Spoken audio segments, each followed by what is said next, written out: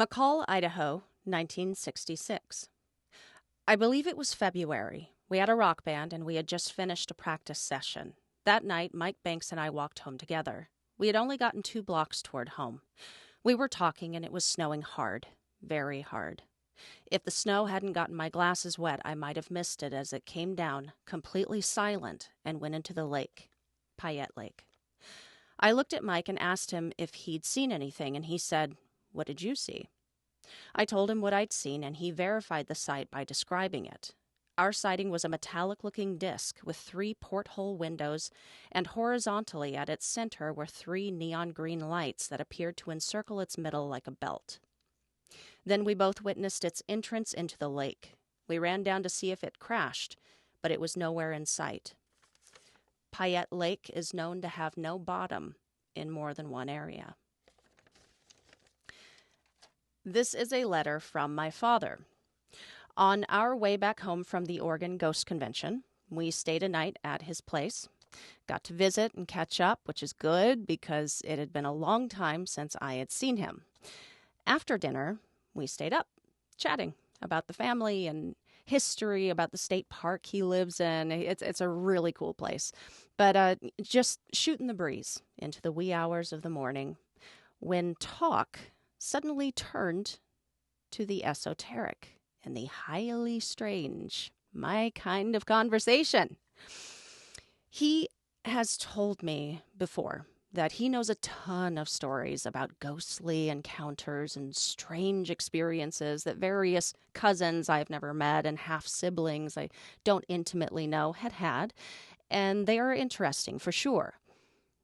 But nothing quite hits like a personal story of someone that you know well.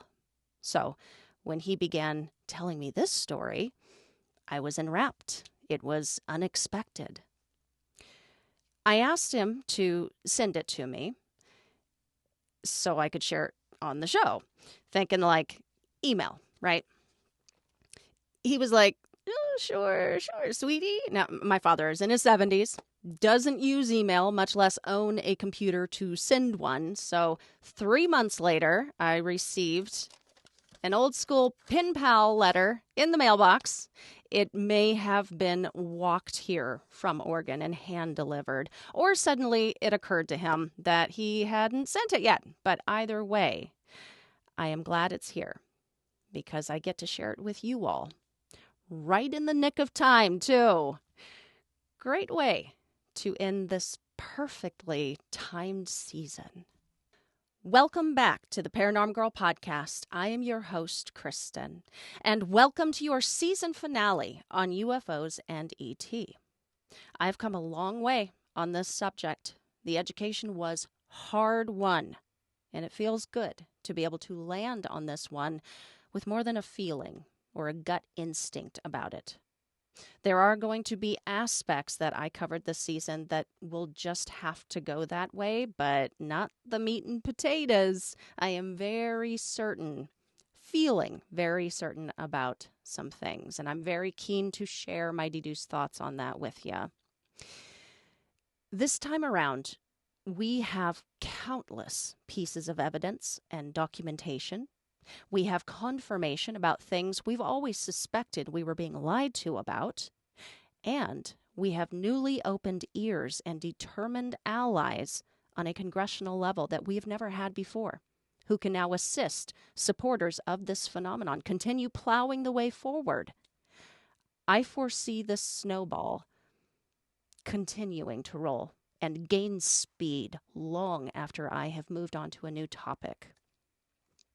This box has been opened in such a way it would take an act of the highest order to close it again. To anyone who has had to brace themselves against the severe skepticism or had to fear losing their jobs, losing reputation, or even losing life over the past 76 years, but also beyond, you have endured what nobody should have to endure just to get people to listen. I think a lot more people are listening now, as well they should, because being forced to question one's worldview is no easy place to be, especially if you allowed it to come out of left field by denying that anything is happening until it's too late. But there's no excuse for ignorance any longer. The information is out there. It's on public record. You have about a zillion books to choose from, and many fine podcasts to learn from as well. The sooner you start to realize what has been taking place the entire time and deconstruct the alleged long-term deception and begin the very long journey of catching up, the less of a mark that ontological shock is going to leave. Before we can get to my conclusions, let's brush off some of our earlier episodes this season and talk about some of the information that we went over. I went into pretty good detail about 3 particular incidents in the season premiere, which I didn't realize at the time ended up being the perfect sampling to showcase this phenomenon and the fallout or regular reactions to it. Talked about the Phoenix Lights. Thousands of residents of Phoenix, Arizona witnessed this event that night. The government was quick with an explanation that didn't quite fit upon looking at the timing of events. Didn't matter. That's what stuck. Thanks to the media, who was quick to support that illogical explanation, in turn making this mass sighting and shared experience into a mass hysteria event. Thousands were simply mistaken. Our imaginations can really play some tricks on us. Oh me, oh my. Also talked about the O'Hare International Airport incident. How incredible is that story?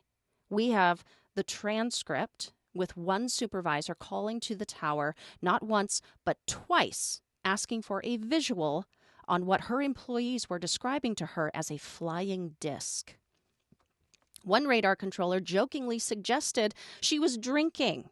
If I recall correctly, multiple airport employees saw this UFO hovering over the terminal before it quickly accelerated straight up through the cloud ceiling. The FAA was quick with their explanations, too. Neither of which, lights reflecting off of the cloud ceiling or hole punch cloud, made any sense for the documented conditions that day. O'Hare was also the first mention that I made of an incident where these unidentified objects don't necessarily always appear on or can be picked up on radar, though we may have eyes on them. The final incident that I covered was Dave Fravor and the Nimitz, aka the Tic Tac incident. We are all hopefully very familiar with this incident by now. The only difference in the government's reaction here is that there didn't seem to be one. One of the most incredible incidents of all time, and one that was so thoroughly viewed, I suspect it can really help us understand a lot about functions and abilities of UAP. Period. It is the lesson. Now, according to both Fravor and Chad Underwood, the officer who actually filmed the Tic Tac, it didn't take very long at all before they were just back to business as usual. They had a job to do. They wouldn't really think about their incident again until it was leaked years later. The Nimitz sighting really stayed with me all season long. It was just so impactful. And I wouldn't realize it there at the beginning, but thanks to the Nimitz account, I was able to arrive at a theory in answer to one of the questions that I have had regarding who or what is manning the craft that we are seeing everywhere. More on that later.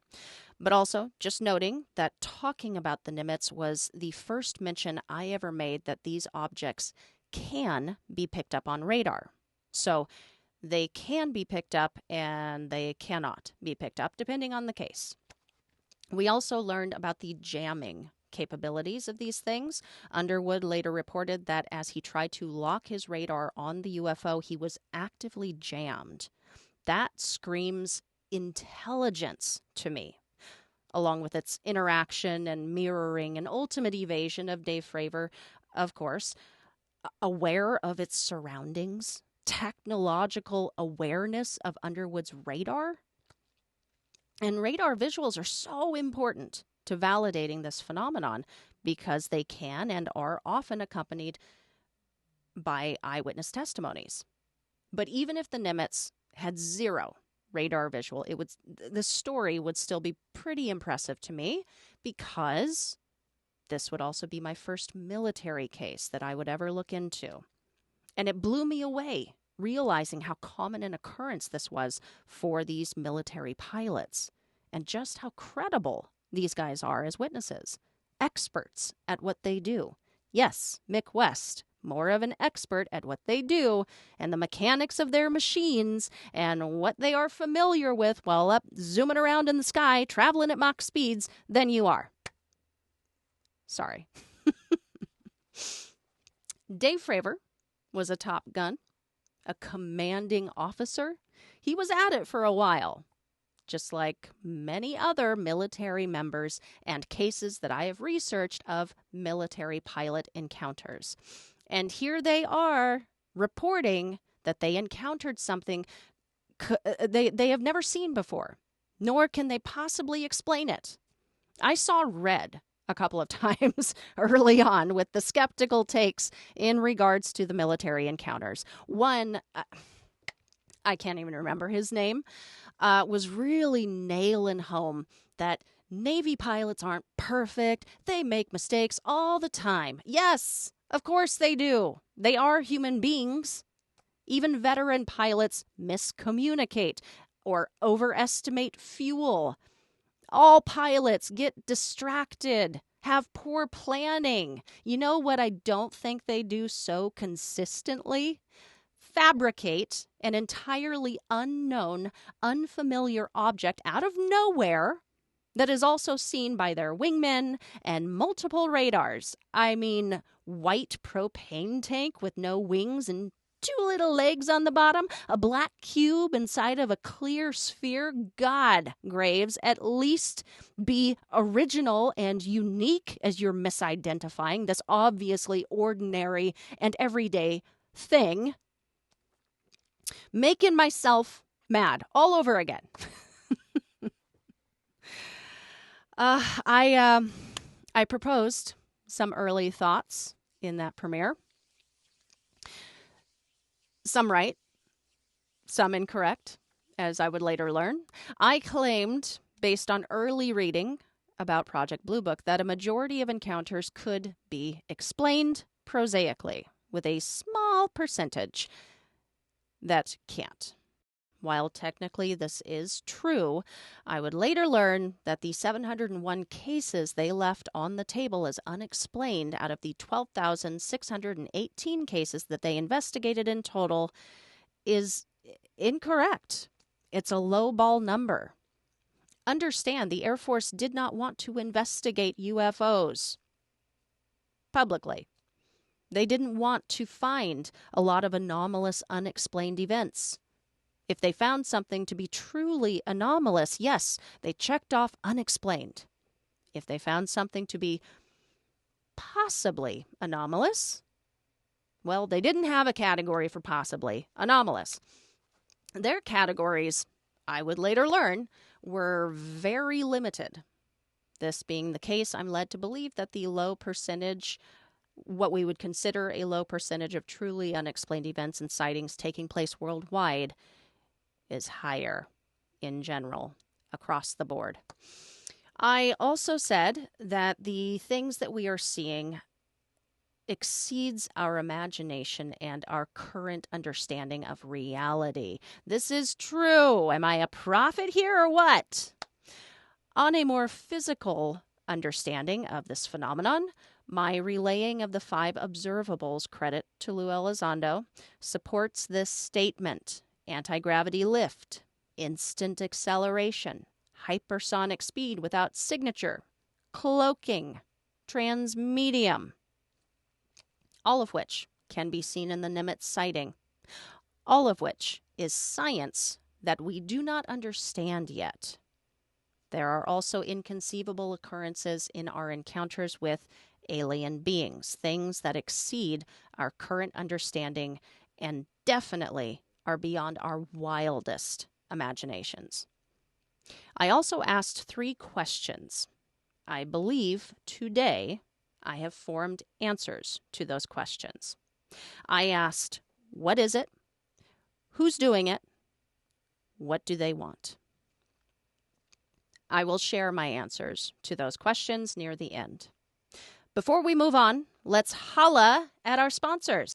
Ladies, brace yourselves because fantasy football season is upon us. And that means the man in your life is about to disappear into a vortex of football stats, endless draft discussions, and 7 hours of commercial-free football every Sunday morning. While he's busy pretending he's a professional coach, this is where you step in and be his grooming MVP with the sponsors of today's conclusion, Manscaped. Let's make sure he doesn't fumble in the personal hygiene department this year with their Performance Package 4.0. Head over to manscaped.com and use code PNG for 20% off plus free shipping. Let me ask you something. Have you ever accidentally bitten your own tongue? Stubbed your pinky toe on the side of the bed? Such a small, seemingly minor ouch that can have you in tears, right? How about this? You ever nicked yourself? Buzzing the kibble and bits? Has your partner? That's an unpleasant experience also. Let's reduce the chance that happens with the advanced skin-safe technology of Manscaped. The Lawnmower 4.0, which comes in the Performance Package, features a cutting-edge ceramic blade to reduce grooming accidents and a 4000K LED spotlight so you don't have to go in blind. He's got other important things to worry about, like the upcoming draft picks. So, replace his apprehensive grimace with a self-assured smile with the Lawnmower 4.0 and all of the other goodies found in the Performance Package. And get 20% off plus free shipping with the code PNG at manscaped.com. That's 20% off and free shipping with the code PNG at manscaped.com. Keep your man's bod in check and give yourself something to look at besides the TV this football season with Manscaped. If I accomplished anything with the deep dive into the history of possible sightings, renditions, and reports of UFOs and beings throughout, I hope it is this, that you walked away from that episode with a clear understanding that 1947 was not the beginning. People still believe that it was, and they view this phenomenon as a fairly recent phenomenon. That is just not true. Folks not aware of the information we covered have some catching up to do. Throughout human history, people have been seeing things in the sky, performing extraordinary feats and speeds that they cannot explain. They certainly tried to describe them. Phantom ships, chariots and horses of fire ascending to heaven, ships in the air, crews intact, earthenware vessel, black spears in celestial battles, balloons on fire, shields, giant lizards flying across the sky. They tried. Much like Kenneth Arnold in 47 attempting to describe what he saw as saucers skipping, people have been trying to relay what it looked like to them through the scope of what they could comprehend in their time. And it sounds ridiculous to us now, but they were doing their best. I never did get an answer or further information about that paper that I found by Ame Mikkel. Anyone who wishes to give it another go, I would still be interested. Once again, that paper was titled Paleolithic UFO Shapes. Take a look at the symbol legend. There are some really interesting shapes included, taken from ancient cave art, far more detailed than what was found at Lusco and Altamira, if you can believe it. I also covered the next case I was completely blown away with, Flight 1628. It is in my top 5 list, 100%. At the end of today's episode, I will reveal my top 5 list in its entirety for your own research. If you are new to the subject and just want a place to start, these were the ones that set my passion for the topic ablaze. So they may be a good place for you also to begin. Ship shapes and alien race was where I began making that hard turn into the reality that is aliens. A question that I had heading into that one was, do UFOs equal aliens? The answer is yes, they do. But sometimes no. We'll talk about it. Now, I was always going to approach the enigma of alien beings with an openness.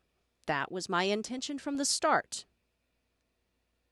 But this is what the conclusion is all about, laying my cards on the table. So, to be quite frank, I was very skeptical. Why was I so skeptical about aliens? Because, dear listeners, I don't believe in monsters. Call me closed-minded on this if you wish. But monsters do not exist. Probably.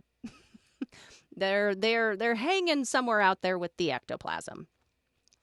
Nothing that I have come across so far in this show has pointed me to monsters are real. I have come across a lot of information that showed me I had been led to assume that, erroneously. But yes, I had been led to believe throughout my life that aliens are monsters. And when I got that clear view at aliens' portrayal in cinematic history, I saw where a lot of that came from. I also grew up with a parent who read David Icke, so that should explain a lot. But at the time of recording this episode, the presumption was I am probably not ever going to find that smoking gun evidence that makes me believe that aliens are de facto real. And I don't wonder if UFOs are a separate phenomenon and can be shown to clearly exist without them. Because I was already on board with UFOs. I already thought they were fairly undeniable. And that was just based on the limited information that I had already amassed. And that certainly would continue to grow over the course of the season. Going through the descriptions, though, of the handful of beings that we did cover was very interesting. I thought it was fun. And I will leave it at that for now. One more thing to add to that, and then I'll leave it. This does not fly in the face of, oh, Kristen, but you said it's crazy to think that we're alone in this universe. No. I can still believe that we are not alone in this universe while also being skeptical that there are monsters creeping around in covert ways and doing awful things to us. And I don't know. It was a hard place to be. But yeah, that I'll leave it at that for now. Okay. I proposed an idea during that episode that I didn't realize then would end up being a big part of my final conclusion. I proposed what I am going to term the scout theory. We witness and capture on film a lot of metallic spheres in our airspace. These guys are very, very small, about 2 feet in diameter, and smaller. Small enough that it is hard to imagine a living being inside of one, controlling one. I mean, anything is possible, but these pilots would have to be teeny tiny. The scout theory supports my suspicion that these are in fact unmanned objects with a form of autonomous intelligence. Maybe not so cute and full of personality as the objects and batteries not included, but same foundational idea. These things seem to be aware and reactive to their environment. We can see that with reports from pilots that claim they had near misses with them, but then the sphere swerved out of the way at the last minute, or played tag with them during a war. And I say autonomous intelligence because of the immediacy with their reactions to things going on around them. Could they conceivably be controlled via an outside source of intelligence, much like we would control a drone? It's possible, yes. There are a lot of possibilities we see with the craft that we are witnessing. I am going to land today that they are controlling themselves, though, because I think that is what they were designed to do. It's part of their function. Like Lou Elizondo spoke about during an interview, the shape of the craft seems to be a result of the function of that craft. And I think these unmanned, small, metallic balls are essentially self-sustainable alien drones. And their function is to scout and survey. To put it into a context, why they would be designed to act as a tool of surveillance for our understanding, we wouldn't send a person to make contact with a tribe of known cannibals in some remote forest if we wanted to safely, intelligently, efficiently get eyes on this tribe and what they're doing and the layout of their territory. In this day and age, we would just send a drone to capture the images and collect the information. In this scenario with the metallic spheres, we are the cannibals. We are a rather violent, fear-based species. We have been this way since the beginning and continue proving ourselves to be so. Why would aliens come themselves if there were a far better way of going about scoping out the situation? And that is not to say that they don't or haven't in the past. As I understand it, we have some fully intact craft that came with bodies. So we know they have. But you notice, and maybe this is just me, anybody notice how there seems to be a preponderance of these metallic spheres in the last few decades? Seems like even more so in more recent years. I wonder why. One more thing about the craft and their shapes. Some people think that UFOs have evolved over time, always staying one or two steps ahead of our own capabilities.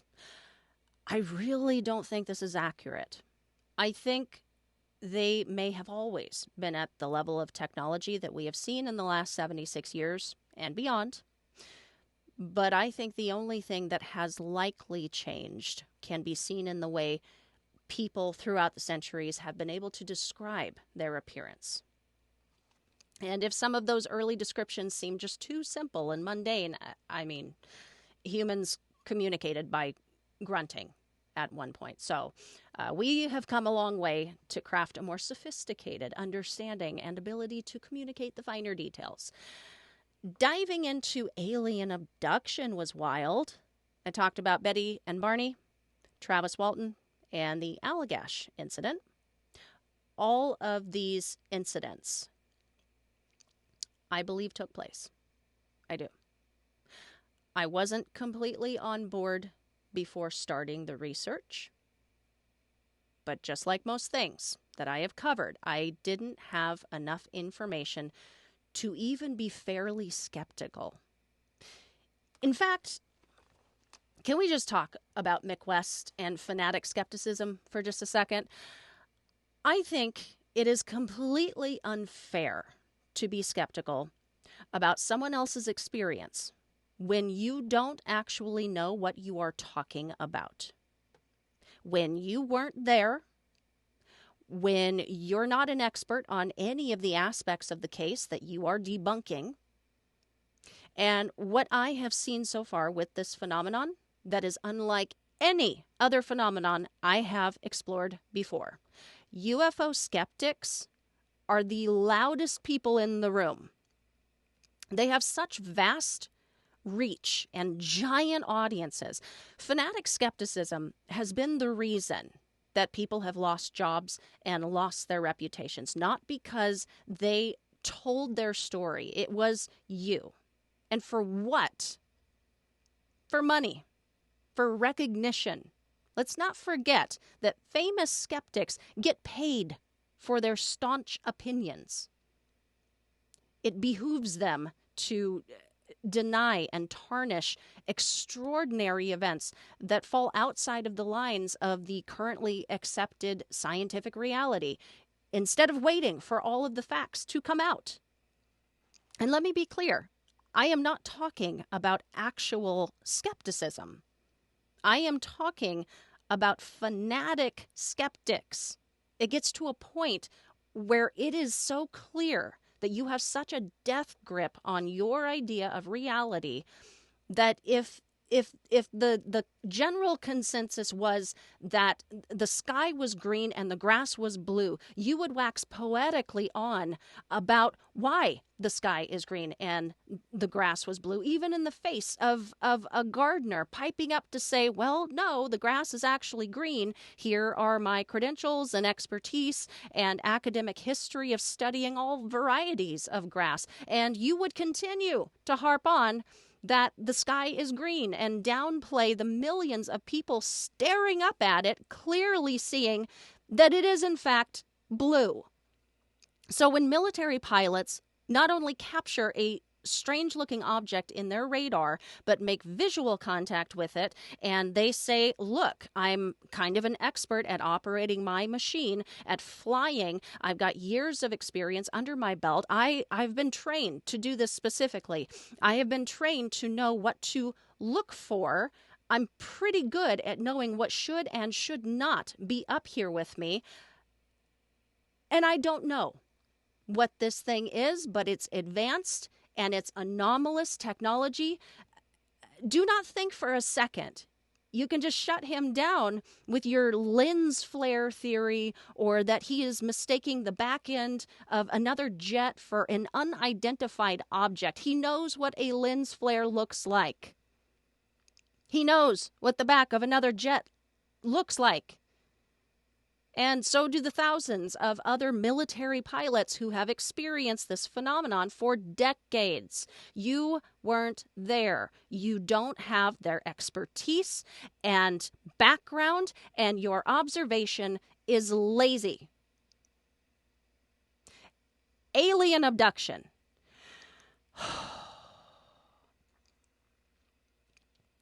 Alien abduction. Learning the stories was important to my process, yes. But it was all of the other stuff that I didn't know about these cases and the aftermath of these cases that helped me start to turn the corner on aliens. The polygraph tests, the investigations, the crazy amounts of physical evidence, the trauma these experiences caused, the way it affected these people's lives for years to come. And these were not crazy people. They were normal, trying to go about their daily lives when something extraordinary happened to them. I also was introduced to a concept about aliens that has stayed with me. John Mack, the psychiatrist, the professor, the Pulitzer Prize-winning John Mack, had wondered if interactions with aliens were taking place on a spiritual plane, that these encounters were really taking place, but the beings themselves weren't necessarily physical. I think he was very close to the truth of it. Not quite, but close. There are spiritualish, metaphysicalish, liminal aspects to these encounters. Things that don't quite mesh with our understanding of the physical plane. Something else I looked at thanks to a recommendation from Jason Cordova over at Society for Arcane Studies was the connection between alien abduction and supernatural folklore. It is just jaw-dropping, the similarities between fairy abduction and alien abduction. It's a similar process, similar environment, similar interaction between abductor and abductee. They also share traits of paralysis, telepathy, lost time, examination, and then the return back to your home or plane of existence. Is it entirely possible that the abductions of our folklore, stories from the past, were the same phenomenon taking place in modern times under a different name? Which would mean fairies aren't actually fairies, but aliens. There is another idea to grapple with here, but would fit in when considering whether fairies and other ultra-terrestrial-ish type beings are or are not aliens. The idea that there is a paranormal entity of a negative nature that is able to mimic other paranormal phenomena and physically manifest into our very fears to suit their own purposes. And I'm not going to explore this too much right now, but it is an adjacent theory that goes hand in hand with something I discussed with Kathleen Marden. She seemed pretty certain that there were aliens, and then there were these lower dimensional entities who could mimic the alien abduction scenario and would pretend to be aliens in order to get involved with their victim and then wreak havoc on their life and cause all kinds of problems for them. It sounds almost like demonic oppression. But basically, she wanted to make clear to me that the entities she had personally dealt with were of light and positivity and working for the betterment of humankind, and that a majority of cases she studied were of a positive nature. And then there were these other cases, negative, dark, waiting for the invitation and opportunity to take over someone's life. And it would be my talk with Kathleen about abduction that opened my eyes and ratcheted down my understanding on the topic of aliens. Kathleen and I would get into some of the ABCs of abduction, and also we discussed her aunt and uncle's case and her work with the Experiencer research team and the 3-year study that they conducted to find commonalities seen among abductees versus the general public. They were able to test for real abductee experiences and weed out hoaxers and people who had UFO abduction syndrome. And that's incredibly valuable to be able to do something like that. And learning from her everything that went into the careful crafting of these tests and control measures that they were taking in order to get good evidence by the end of it all quelled a lot of the skepticism that I had about aliens and the abduction scenario. It was quite obvious to me early on that there were some really tall tales being told of abduction. And I had wondered, okay, if there is a real event taking place here, if there are people really being taken, how would we even ever begin to go about deciphering which was which? Well, the Experiencer research team did just that. You can read all about their work and their results in her book that I mentioned in that episode, Extraterrestrial Contact: What to Do When You Have Been Abducted. I had also asked her back then a question about whether these experiences were happening on a physical or spiritual plane, a la John Mack.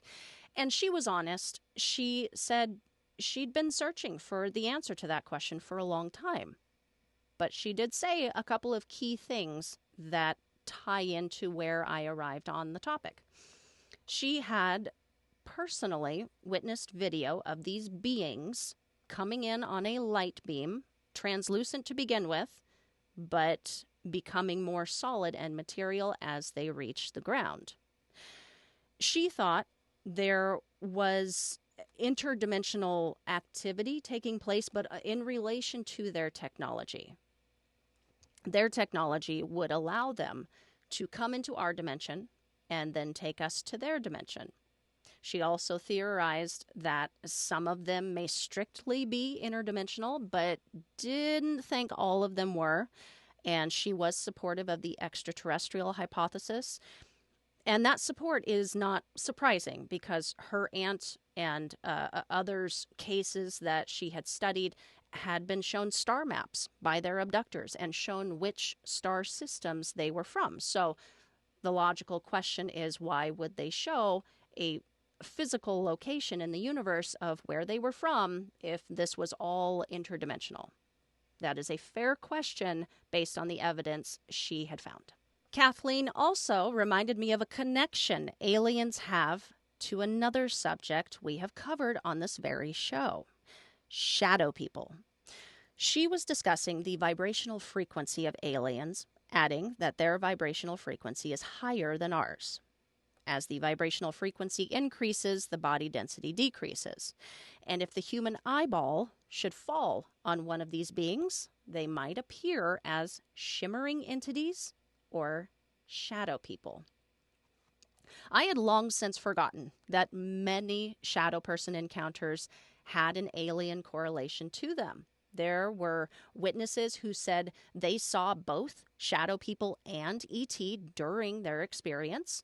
The aspect of paralysis is the same. Both shadow people and extraterrestrial-like beings are encountered during out-of-body experiences too. And that was a theory I brought up in the season 1 conclusion as well. People thought that shadow people were aliens.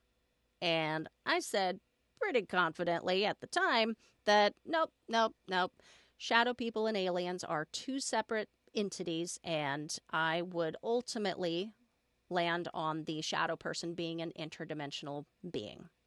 And I stand by that, but think I may need to readjust my take on their complete and total separation based on what Ms. Martin told me.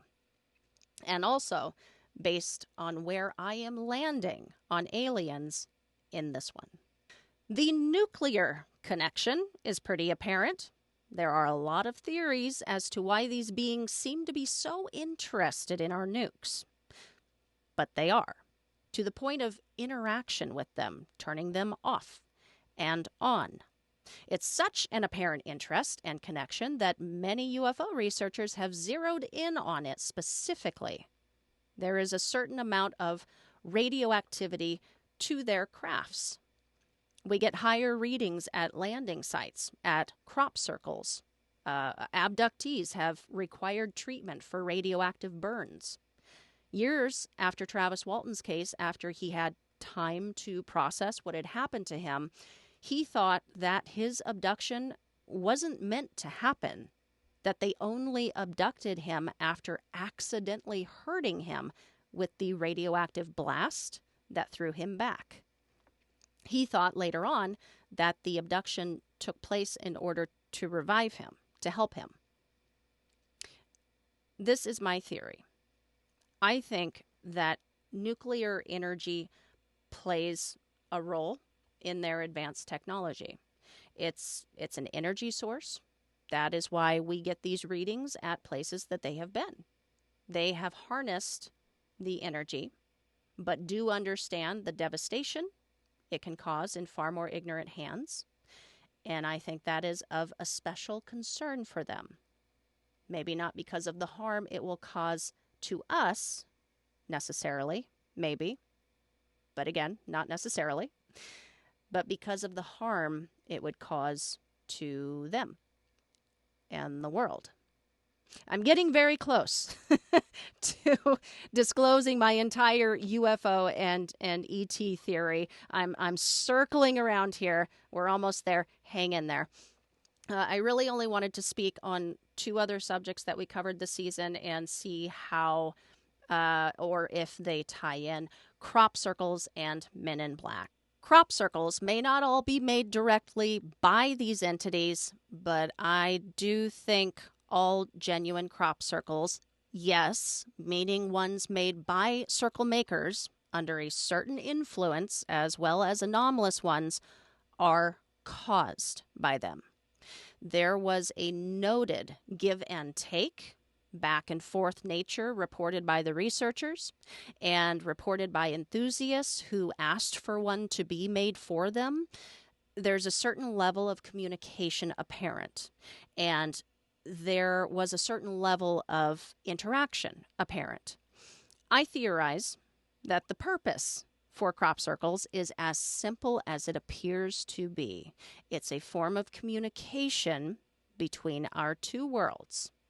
Perhaps an early attempt at establishing contact, testing the waters. If that is so, I think we ultimately failed to decode what all of the designs could have meant, but anyone who has ever had a powerful spiritual connection or experience with one would attest that there was something powerful and meaningful about them. Men in Black. No. The extremely tall, extremely gaunt, pale, bald, white, icy blue-eyed, robotic-like, hitman-esque, non-human who seems to know everything about you, hates that you saw a UFO, knows what you're thinking at all times, menace in the black suit and hat is... No, I don't think so. I think the legend has grown larger than the man. Now, a government official working for an uninitialed part of the government, maybe, dresses professionally in a suit, knows where you're going to be because your information is on file, working for his unnamed office or aerospace company to discourage, disinform, and potentially threaten you in the vested interest of that office or special access program, knows how to appear and disappear quickly from the scene because he's been trained for it, a totally human and mortal man hired and trained to keep the toppest of all top secrets secret. I mean, I think that's more likely. We all know the government has covered up UFOs and alien encounters for forever. It's not out of the question they would hire a fixer, a cleaner, a damage control artiste. All right, before we launch into my conclusion, I told y'all a couple of weeks ago I would share my thoughts and reactions to the Committee on Oversight and Accountability hearing on UAP that took place on July 26th. Now that we have all had some time to let it sink in, here you go. I said it before, but I will say it again. I thought this was a decent turnout of congresspeople. I was impressed. Throughout the entire hearing, I really grasped the breadth of the wall that these people are running into. I felt that at least the members of Congress who were present at that hearing were serious, they were interested, and they were frustrated with the lack of knowledge, access that they actually had, and transparency. I appreciated the, for the most part, bipartisan atmosphere in that room. It was respectful for the most part and felt like a genuine effort on both sides to come together to try and suss out a solution. Heck, to suss out the actual problem together. The Red Square incident in Vandenberg was new to me. Critics of the hearing saying it was all old news. No, it wasn't. Got to hear a little about Maddie G's experience at Eglin Air Force Base. That was new and interesting. Graves, talking about when he's talking about the performance capabilities of what has been seen, talked about the object that hovered stationary in Category 4 hurricane winds. Hadn't heard that yet. Didn't know that. And on the performance capabilities of these objects witnessed by these people and other military and commercial pilots, the witnesses would relay that the tech they faced was far superior to anything we have, and the performance is far beyond anything that we currently possess. It was a little disheartening to hear Graves' estimation that 95% of incidents experienced by pilots goes unreported. That is unfortunate and hopefully is something we will see continue to change. I have hope. Great points made, included Graves. If the problem is not something that can be measured, it's not something that can be fixed, right? Yes. Fravor, things are overclassified. Yes, they are. Representative Moskowitz, we should have disclosure today. We should have disclosure tomorrow. The time has come. Ding, ding, ding, ding, ding. Yes. One of my favorite questions of the entire hearing was, if you were me, where would you look? That was asked by Ms. Ocasio-Cortez. This question said to me that this committee is truly in the dark. Don't even know where to start, but are serious and willing to do the digging and the sleuthing and the necessary questioning. Simple but great question. And I hope she ended up getting the answer to that in a skiff. There were just a lot of powerful moments and things said, and heading into that hearing, I was as excited as I ever am, but with a little less sparkle, just because you unconsciously think it's going to be more of the same, you know? This was not that. It was exactly what I have been waiting for. It was incredibly validating. My final thought and ultimate takeaway from this hearing is something that I've been grappling with. It makes me very nervous. An unintentional, funny moment was when Mr. Langworthy, after asking about propulsion, I think they were talking about, followed with the statement, "We really have a problem here." Earlier, there was talk of UAP collecting reconnaissance and testing vulnerabilities, that they provided an existential threat to us, that if the pilots had been forced to defend themselves, they wouldn't have been capable of doing so. And one of the final statements made was that this clearly is a threat to national security of the United States of America. I was told prior to listening to the hearing that the threat narrative was going to be pushed. So I went into it prepared to be standoffish and skeptical whenever it came up. And there was a lot of eye rolling on my part that grew less and less by the end because of something that Grush answered. He said that he had confirmation that people in the past had been hurt or killed by interaction with UAP. The threat narrative is not new, but it took on a different tone for me. Even though I am fully aware how the threat narrative could be used for the government's benefit to exploit the masses as we go through disclosure, I'm fully aware of that. Grush knows what he is talking about. He is a credible source. He is trustworthy. And I believe him. If he is concerned, if Fravor and Graves are concerned, then I also need to be concerned and not so quick to be flippant in response.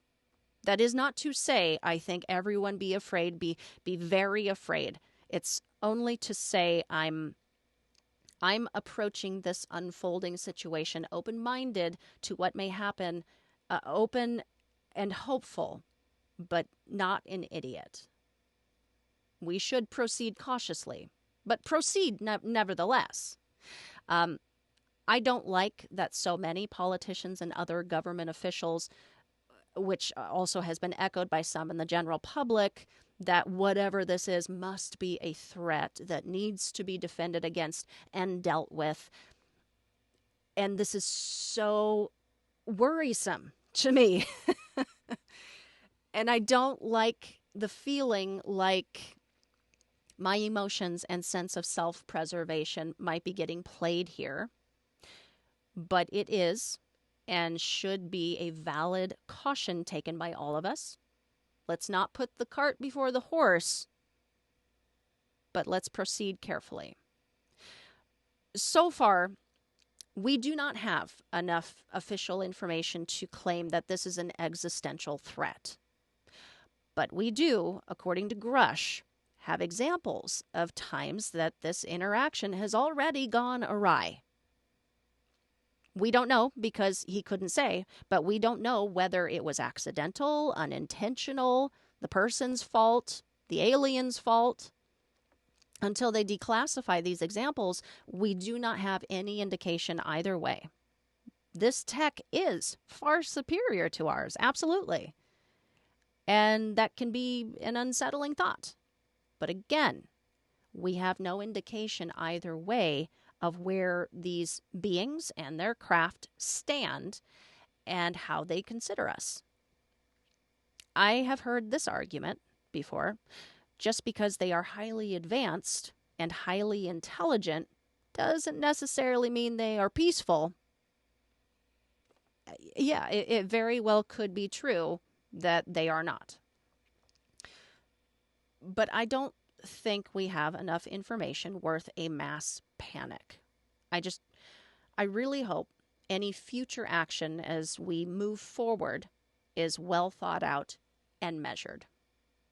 That is my hope. There is a way through this where we can be on guard, but also open and willing to integrate this new reality into our own. It's too important to act irrationally and start shooting from the hip. And with that, I think we can ease into my final conclusion. Every season, I take a subject, I pull it apart, we go through and explore the information together.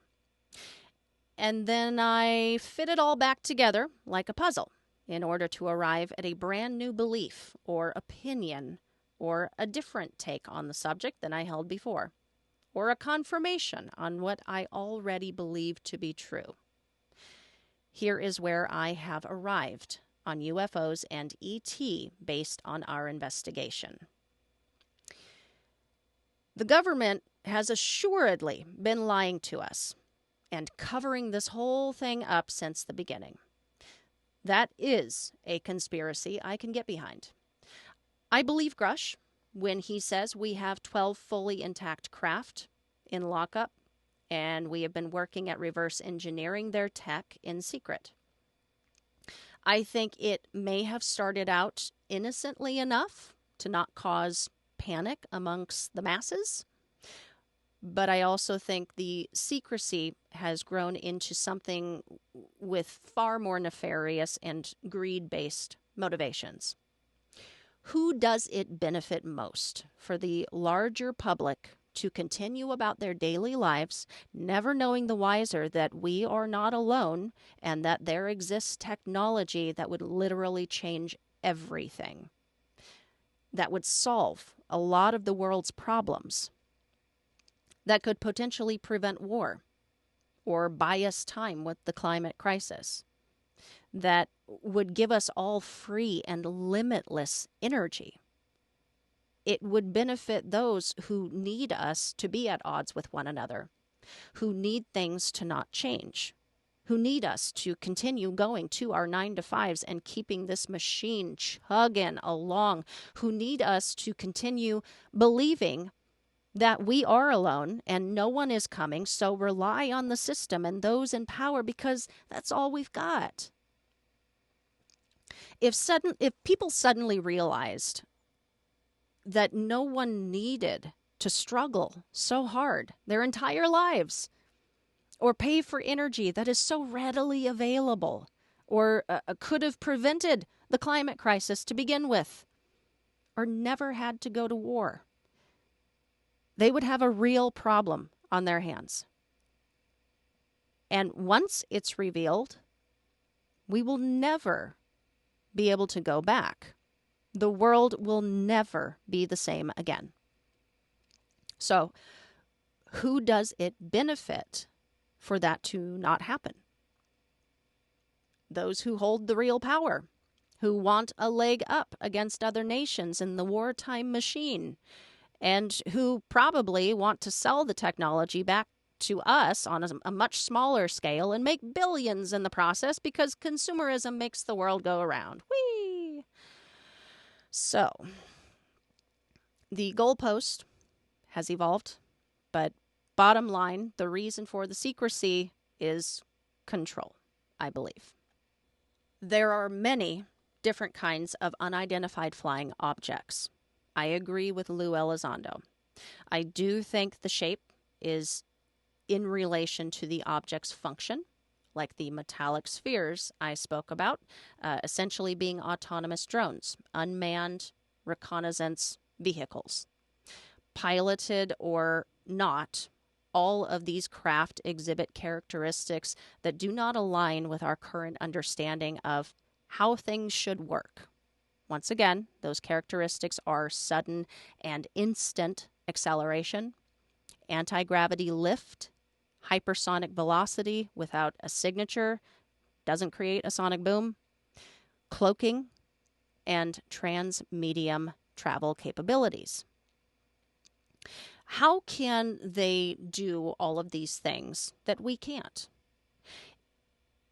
If we keep waiting for the scientifically grounded answer while looking at it through the lens of our currently understood science, I think we will be looking forever. This is science that we do not understand yet. I believe these craft and their capabilities are the result of masterful energy manipulation. Not just physical energy sources, such as nuclear energy, but, and that's where I'm going to lose some of you, but vibration, frequency, and consciousness. The power of consciousness plays a huge part in this phenomenon. I believe these craft require the consciousness of their pilot to function at all, but also to seemingly make impossible evasive maneuvers instantaneously, 90-degree turns at Mach speeds or sudden hypersonic exits from the point of contact to be picked up on a radar at a cap point 60 miles away in under a minute.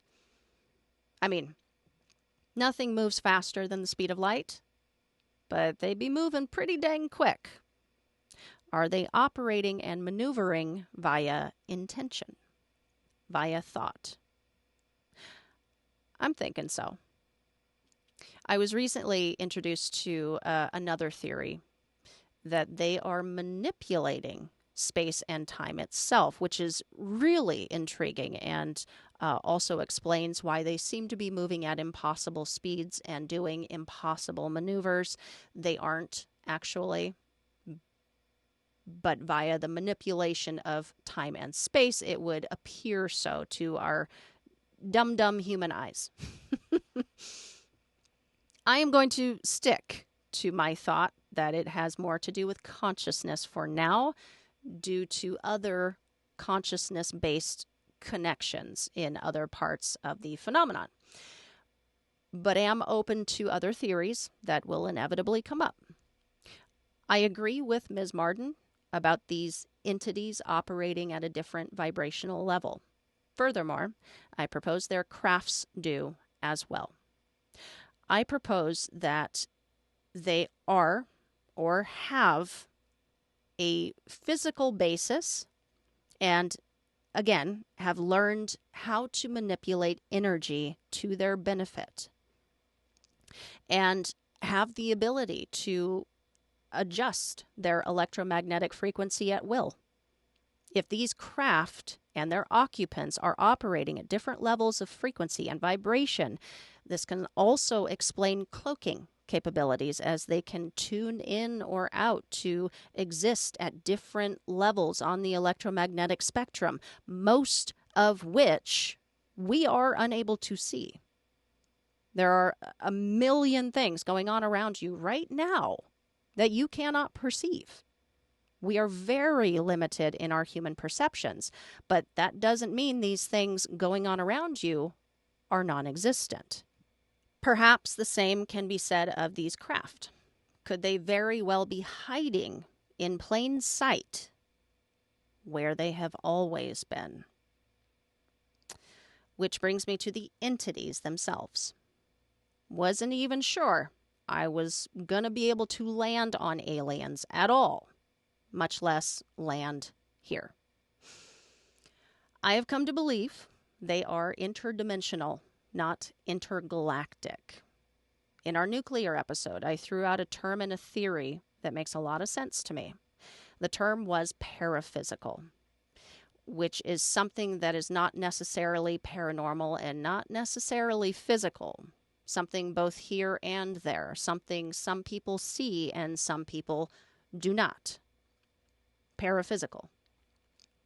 I was describing a physical interdimensional being without really thinking about it. Oh, but Kristen, how can they be both physical and paranormal? How can you say that? Easy. We have seen and taken physical bodies following crashes.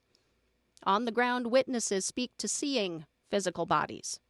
And military officials report receiving them at various Air Force bases for holding, and have also reported seeing them up close and personal inside of their holding containers, such as was the case with Colonel Philip J. Corso, which he documented in his book, The Day After Roswell. It's an incredible story. Check it out. Grush also alludes to the recovery of craft, which contain dead non-human pilots. They are also paranormal because they do things like be translucent and walk through walls and locked doors and windows. They also communicate via telepathy consistently.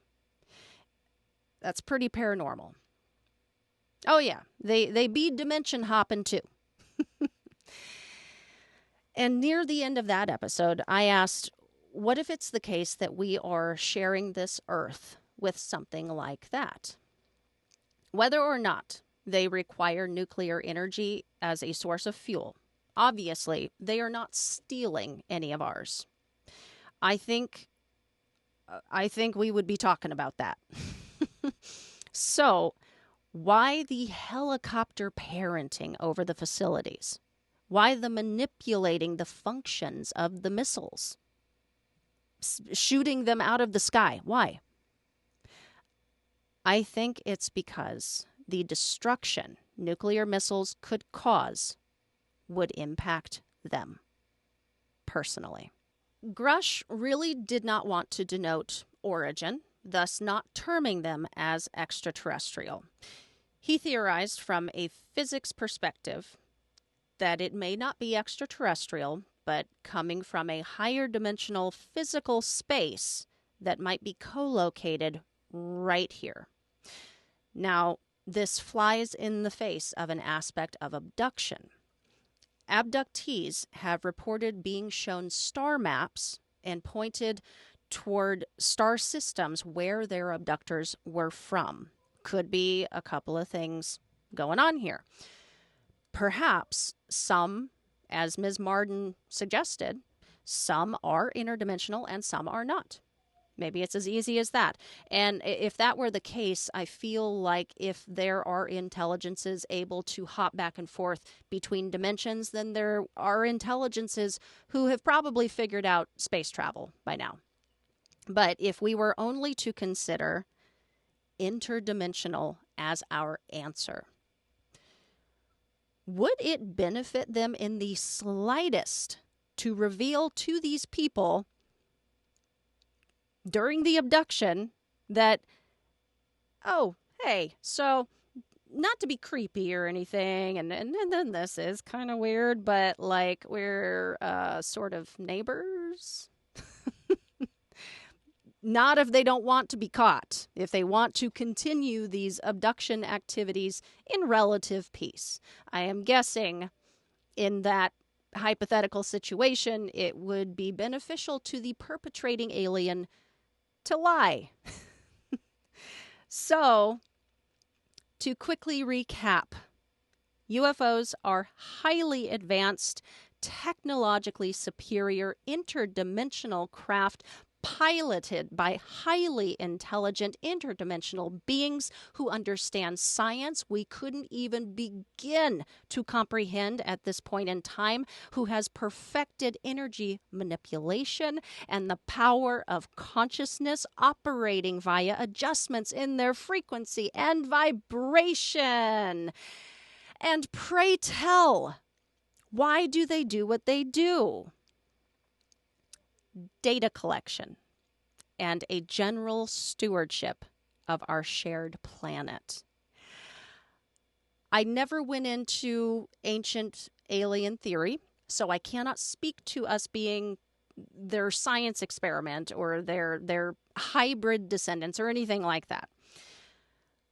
From all observations I am currently able to make of their reported actions and activities, and the recent education on the awful stories of animal mutilation and the features of those cases, as malevolent and terrible as that activity looks from the outside, I think it is about data collection, monitoring of the planet, and genuine concern. I heard a very interesting theory behind the animal mutilations. It looks horrific from the outside. If you knew some of the things that are going on inside our labs to test animals, you would think exactly the same thing. The theory is that they are testing these largest of animals for general levels of radiation. And they only ever seem to take certain parts of the animal. Perhaps these specific organs, when scientifically tested by them, give the most accurate level readings. And that is why they consistently take just those parts. And that is why they consistently take these large animals. There has been a few stories of human mutilation, though very rare. And I did not get into that at all, so I can't speak to it. But if this theory were true, it's as valid as any. It points to monitoring and concern for the planet and the environment. It would also speak to why they only seem to mutilate free-range organic beef or wild animals, to get an accurate general reading and not something that has been pumped up with all kinds of chemicals. So, while there may be a smaller curiosity about us, I'm sure we're as alien to them as they are to us, I think their monitoring and surveillance has less to do with us as the primary focus of their concern, but more so curiosity and concern about our activities and how we are affecting everything around us. Have you never been either curious or concerned with your loud or violent neighbor? what they're up to? I am going to land there for now. But this subject is definitely in my scope from now until forever. I am so pleased that this was the topic this season. It has been mind-blowing and mind-numbing, but mostly the... Here, before we end, I want to share with you all my top 5 list. These were cases I found enthralling, and I would recommend them to anyone just getting started that wants to immediately be taken in by it. My top 5 incidents are the Tic Tac incident, Flight 1628, Lakenheath and Bentwaters. That's a tough one. I'm not going to lie. It's a tough one. A lot of numbers and directions to get through, but really worth the dive. And the last 2, no shocker here, but Roswell and the Betty and Barney Hill abduction. These cases ended up blowing me away with the amounts of evidence and or the supporting documentation involved, whether it was multiple radar visuals followed by eyewitness visuals, thorough study and research following the case, scientific study of the incident following the case, or the trail of transcripts and firsthand witnesses. These had me shooketh. Had me shooketh. This will conclude our season on the UFO and ET phenomenon. I imagine my final conclusions today will shift and change, and I truly welcome it. Because if they are shifting and changing, that means I have found more evidence, which is never a bad thing. There certainly is no lack of evidence on this paranormal topic. These conclusions are my own opinion and can change at any time depending on evidence presented to me. The details of these conclusions almost don't even matter, though, compared to the reality of what I am actually saying here in this finale and the reality that we are now facing.